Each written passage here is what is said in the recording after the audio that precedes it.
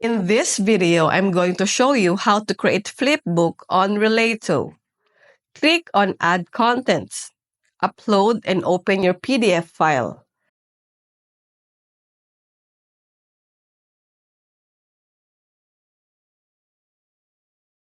Select Flipbook for the view of your content here. Type in your title and description of your content. And here it is. Your PDF file was already converted in a Flipbook.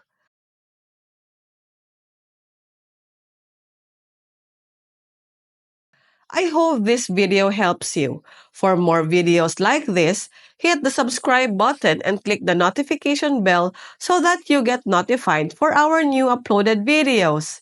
See you next time!